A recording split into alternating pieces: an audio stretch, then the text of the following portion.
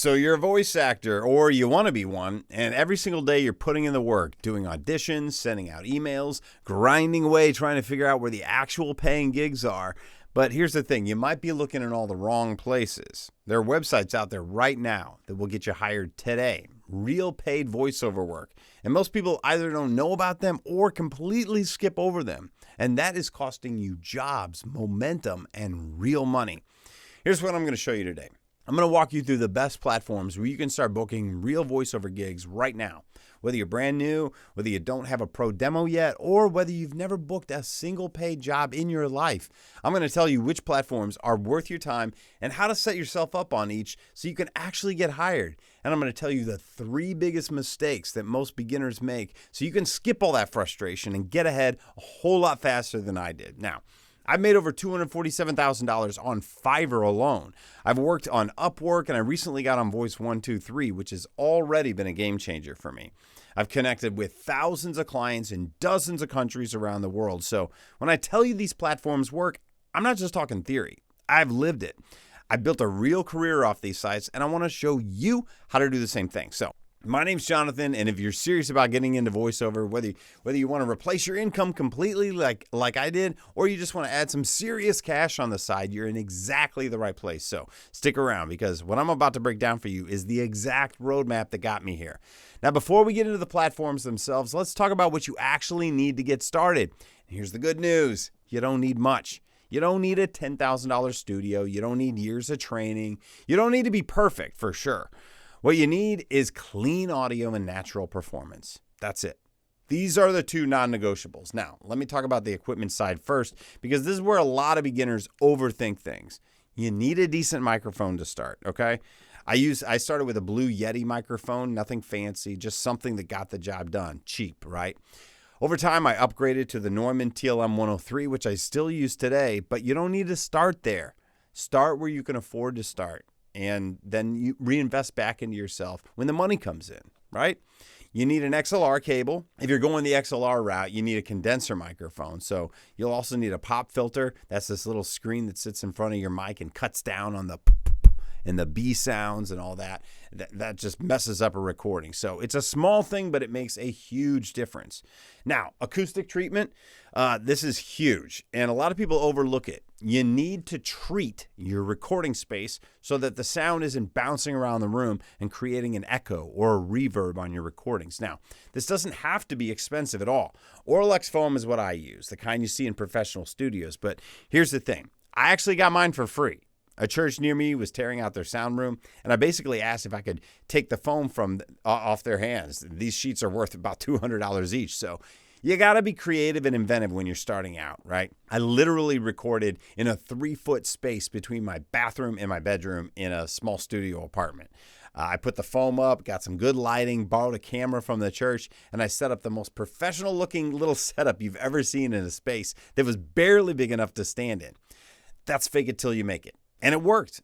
If you can't get the foam, use moving blankets, use pillows, record in a closet full of clothes. Clothes are actually fantastic at absorbing sound. The goal is just to kill the echo and get a clean, dry audio. There's also another thing most people don't think about, the noise in your environment. So you got to get a quiet room. Turn off the refrigerator if you can. Turn off the air conditioning. Turn off the fans. Keep the lights off or dimmed, because actually electricity makes a noise, a hum that can show up on your recording. So you want dead silence in that room when you hit record.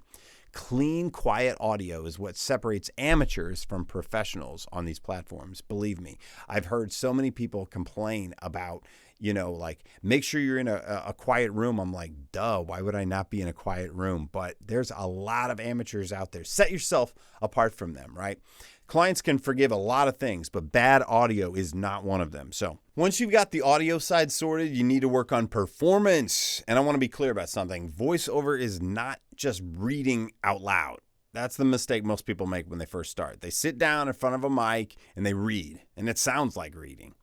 You want to sound like a human being having a conversation. Natural, warm, connected, like you're talking to one person, not performing for a crowd. That takes practice, but the more you do it, the more natural it becomes. And these platforms are actually a great place to develop that skill because you're doing real jobs with real scripts for real clients. Okay, so now let's talk about the platforms. There are a lot of them out there, and I want to give you the full picture. The first one is Casting Call Club. Now, this one is a little lesser known because it's definitely out there and it's earned a solid reputation, especially for indie type projects. We're talking animation, video games, YouTube stuff, small creative projects. A lot of the work on Casting Call Club is actually unpaid, people posting passion projects looking for volunteers. But here's the value in that if you're brand new. You can get experience, you can get credits, you can start building your portfolio without having to be perfect yet. If you're interested in character work, animation, that kind of thing, Casting Call Club is a great place to get your feet wet. You don't have to build your career off of it. Just think of it as training ground. So, next up is freelancer.com. This one has been around for a while and is primarily known for things like design work, writing, and marketing. Yes, they do have voiceover on there. The volume of jobs is solid. There's a lot of work posted on Freelancer. Most of it is going to be on the smaller side in terms of pay, but when you're starting out, your goal isn't to land the big national commercial right out the gate. The goal is to get work, get practice, build your reputation, and start generating income. Freelancer is competitive, so you need to make sure your profile is dialed in and your audio samples are strong, but there's real opportunity there. Then there's People Per Hour. This one is more popular in the UK and Europe, but it's worldwide, and you can absolutely get work there no matter where you are. In fact, if you're in the States, a lot of international clients actively seek out American voices. I work for overseas clients almost every single day, so don't sleep on People Per Hour just because it skews European. Similar model to Freelancer. You browse jobs, you bid, you submit your work. Now, one thing I want to mention about all these platforms, while they're free to join and create a profile, they all take a percentage of every job, so they're not completely free, if you know what I mean. They take their cut. And honestly, I don't begrudge them that. They built the platform, they bring the clients, they handle the payment processing. It's a fair trade. Just factor that in when you're pricing so you actually make money after the cut comes out. Next is Upwork. I've worked on Upwork myself, and honestly, I find it more difficult than Fiverr, just being real with you. The competition is fierce. The clients can be a lot more demanding, and the bidding process can get brutal. But here's what Upwork has going for it. It tends to attract a higher tier of client, companies that are willing to pay real money for quality work. So if you're willing to put in the hustle on Upwork, there's serious money to be made. And one of the best things about Upwork is, just like with direct work, is that you can build long-term client relationships. I've got clients on platforms like this that have been coming back to me for over a decade. And that kind of repeat business, it really does add up fast. Upwork uses a system called Connects. I hate it, but basically it's tokens you use to apply for jobs. So every time you apply, you spend a few Connects. And when you run out, you can renew. It sounds annoying, and I think it is, but it's actually smart. It forces you to be selective and only apply for jobs you're genuinely a good fit for instead of just, shotgun blasting everything. And once you build up enough reputation on Upwork, clients start coming directly to you and you don't even need to use the Connects anymore. So it's kind of the trade-off right there. I honestly can't remember the last time I had to use Connects on there.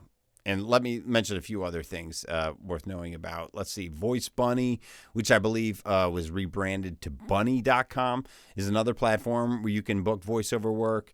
Similar setup to the others. Worth signing up for and exploring. Voices.com is another big one. This one is a more established voiceover platform out there. You can find commercial work, corporate narration, e-learning, all kinds of stuff on Voices.com. It's got a solid reputation in the industry, and clients tend to be serious buyers looking for quality talent. Then there's ACX, which stands for Audiobook Creation Exchange. This one is specifically for audiobook narration. So if you've got a nice voice that lends itself to long-form storytelling, if you love books, if you can sit in a booth for hours and bring a story to life, ACX might be your jam.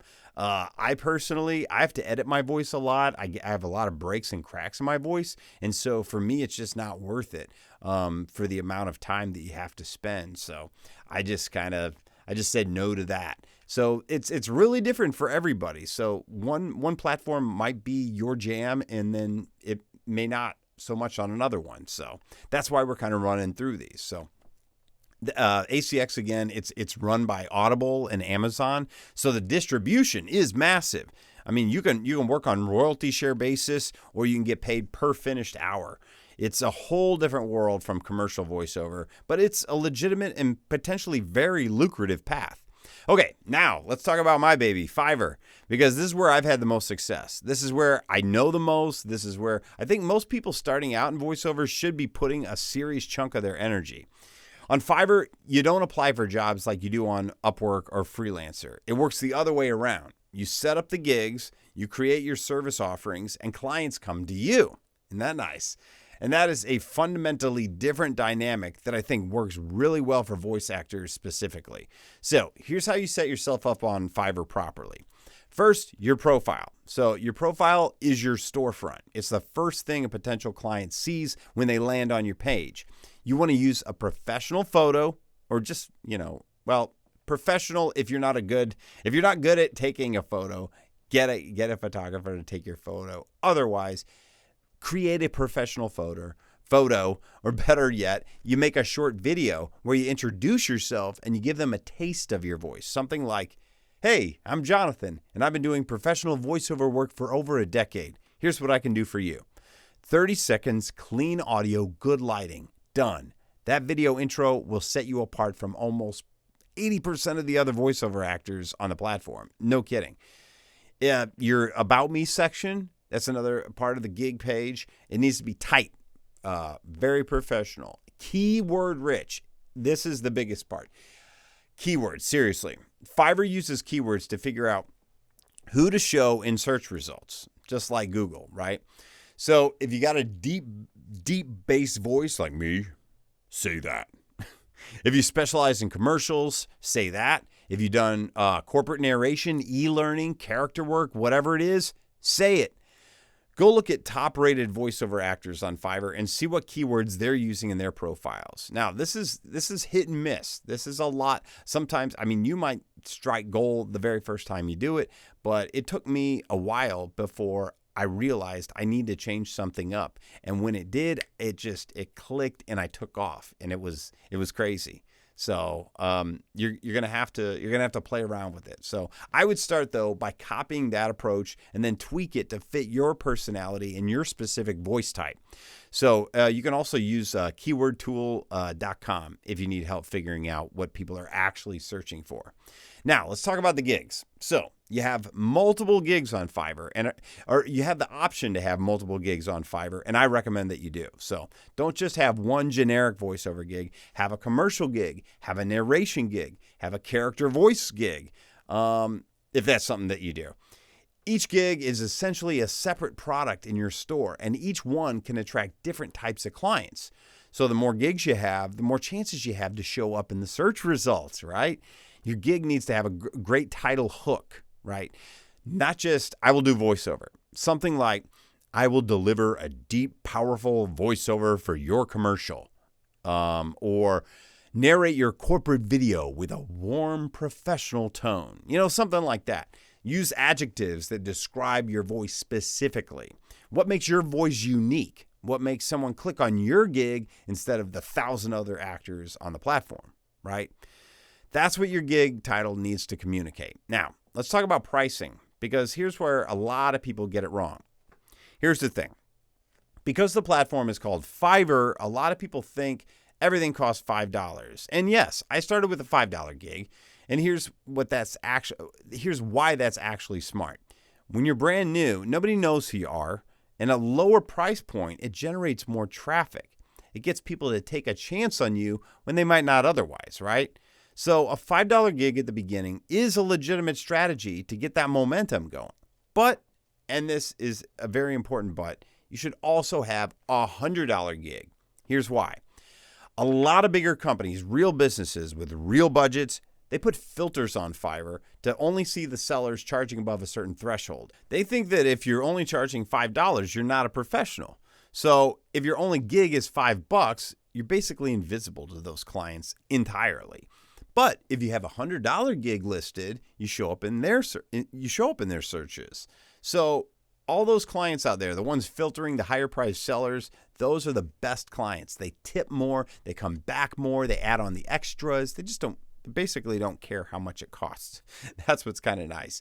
Oddly, you'll find that the cheaper gigs, people are asking for the moon. And the more expensive ones, they're basically happy with whatever you give them. So you want to get to that place as soon as you can. Oh, they also tip more. Obviously, they come back more, add on the extras. They treat you more like a professional. So have a $5 gig for the traffic, and then also have a $100 gig for the premium clients. And have a few things in between. Give yourself a full range, right? Now, let's talk about extras, because this is honestly where the real money is made on Fiverr. Your base gig price is just the starting point. On top of that, you add extra clients that can choose to add on to their order. So let me walk you through what that looks like. So take your base gig is $5 for 75 words or less, unedited. That's it. You're just talking into a mic and sending them the file. $5, okay? But then you've got extras. You want it faster? You want it in 12 hours instead of the standard delivery time? That's an extra $10. 6 hours? Another $10. 3 hours? Another $10. Why not? And this is not, these are not hard, fast rules. You can make them up. I just made up mine. Again, copy and paste. Copy what I'm telling you. Want the audio edited and cleaned up? There's an extra charge. If they want commercial rights, you can actually charge for commercial and broadcast rights and name your price. So, additional revisions, each one cost extra. You want a second take and an alternate read, extra. You see where I'm going with this? A $5 gig can easily turn into a $50, $75, even $150 order by the time a client checks all the boxes and all the extras that they actually need. I've had $5 gigs turn into $200 orders because of all the add-ons. And you don't have to force any of this. Clients choose the extras themselves. You're just giving them the options, and trust me, they will click on them. Now, here's something I want you to really take to heart. Quality and speed. When you're starting out on Fiverr, you need to over-deliver every single time. The golden rule applies here more than anywhere else. Treat every client the way you would want to be treated if you were spending money on a service. Deliver early. Even if they paid for a 24-hour delivery, if you can get it done in 3 hours, do it. They will be blown away because there are a lot of people on Fiverr who give the platform a bad name by delivering sloppy work late. You can't even believe it. You want to do the opposite of that. You will absolutely stand out immediately. Get the Fiverr app on your phone. Make sure you turn on the notifications so when a client messages you, you respond immediately. Not in 3 hours, immediately. That responsiveness alone will make clients feel taken care of, and they'll come back to you over and over again. And here's something that most people don't realize about Fiverr. Once you get this machine going, your actual work day can be like an hour or two, and sometimes less. Most of it is just responding to clients, doing the recording, and sending it back. You're not tied to a desk. You're not punching a clock. You're working in your schedule, on your schedule, in your space, doing something you actually enjoy. That's the Fiverr life, as my friends would always joke about. Now, let me talk to you about reviews, because this is arguably the single most important factor in your long-term success on Fiverr. 5-star reviews are your currency on this platform.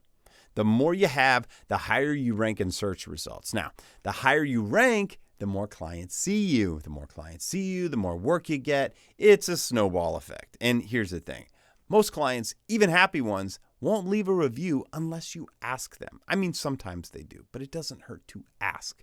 A lot of people who do leave reviews think a 4-star review is great. They just don't realize that on Fiverr, anything less than 5 stars actually hurts you a little bit. So you have to guide them. After you deliver a job and the client is happy, just say something like, "Hey, I'm so glad you loved it. If you have a moment, leave a 5-star review. It would really help me out." It helps move up the rankings from new seller to top rated seller. Just let them know that. Most people are happy to do it when you ask. Don't be shy about it. It's part of the process. As you grow on Fiverr, Fiverr has programs like Seller Plus and Fiverr Go that can help boost your visibility even more. Now, I didn't use these when I was starting out, but they're worth looking into once you got some momentum. And one more thing. When you don't go on vacation mode. Don't do it. it just ruins everything. I know that sounds obvious, but Fiverr has a feature where you can pause your gigs, like if you're going on vacation or taking time off. Instead just put the notifications on your phone and keep it. Now, if you can't have your access to your phone for a week, maybe go on vacation mode, because you don't want people, signing on there and trying to get a gig from you, and then you just ghost. You don't respond to them at all, because Fiverr is going to drop you down in the rankings so fast. And it's something that I did, and I learned from it. So don't do that. I'd avoid that at all possible, because you're going to take yourself off the radar. It hurts your ranking. If you have to step away, like I said, set up an auto response so clients at least have seen that you've seen the message, and you'll get back to them shortly. Now, I want to talk to you about Voice123, because I just signed up on there a couple months ago, and it's already been fantastic.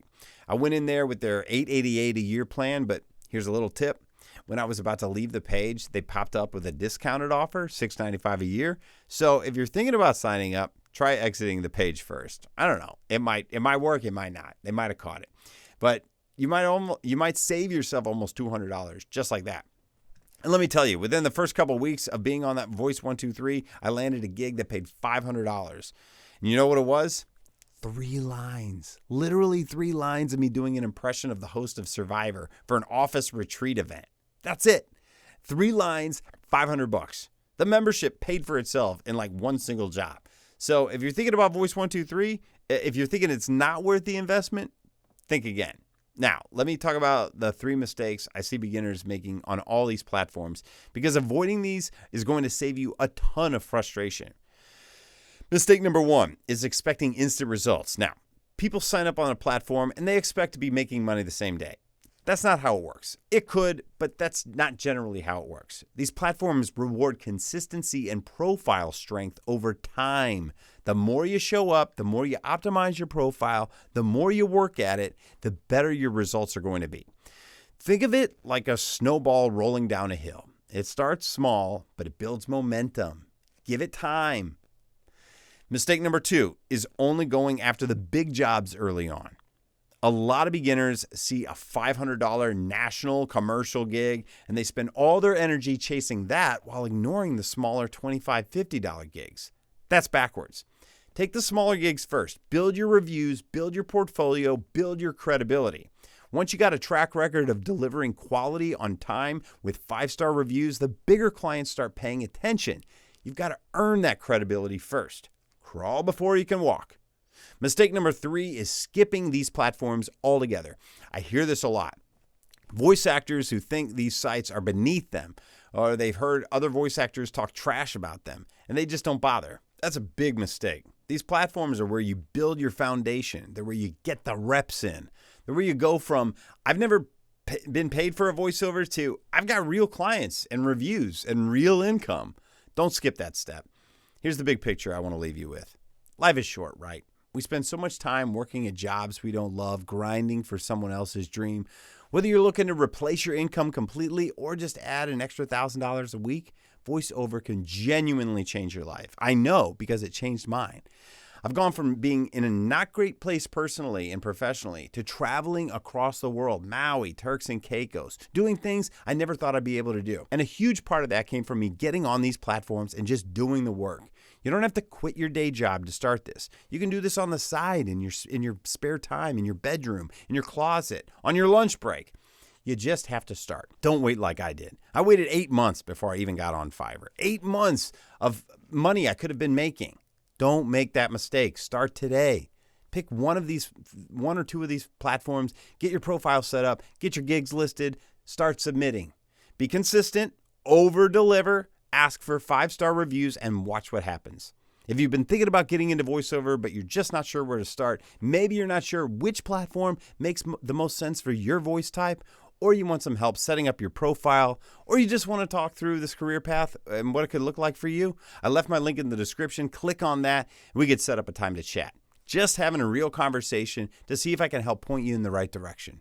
All right. Thanks so much for hanging out with me on this one. I really appreciate it. And if this was helpful, please hit that subscribe button so you don't miss what's coming next. All right. I'll see you in the next one.